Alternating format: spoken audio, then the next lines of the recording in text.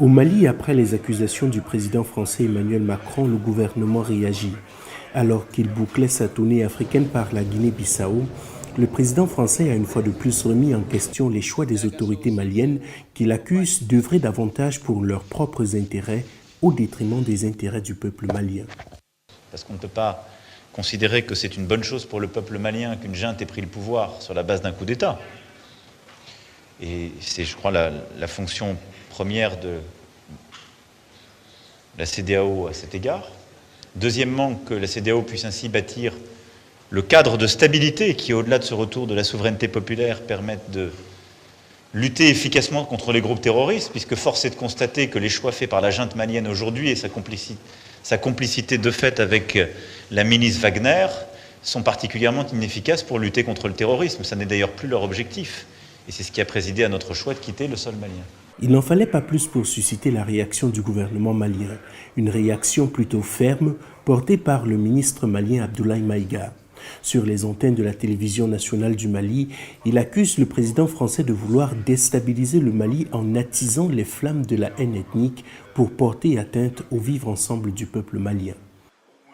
Il est important que le président Macron se remémore constamment le rôle négatif et la responsabilité de la France dans le génocide des Tutsis au Rwanda, un événement qui attriste encore toute l'humanité.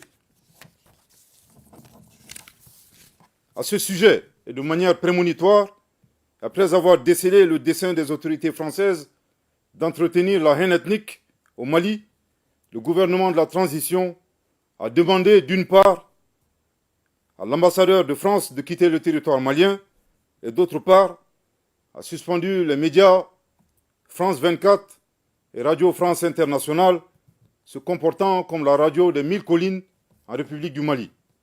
Aussi, ces propos subversifs du président français donnent raison au gouvernement de la transition qui, à juste titre, a mis fin à la coopération en matière de défense avec la France pour ses résultats insatisfaisants dans la lutte contre le terrorisme au Mali. En outre, la France, qui a toujours œuvré à la division et à la partition de notre pays, est mal placée pour donner des leçons au Mali. Le gouvernement de la transition exige du président Macron d'abandonner définitivement sa posture néocoloniale, paternaliste et condescendante pour comprendre que nul ne peut aimer le Mali mieux que les Maliens eux-mêmes. Dans la foulée, le gouvernement malien demande au président Macron de renoncer définitivement à sa posture jugée néocoloniale, paternaliste et condescendante vis-à-vis du peuple malien. Un peuple qui, d'après le gouvernement malien, a prouvé devant l'histoire qu'il n'a nul besoin de maître et est capable de se conduire tout seul.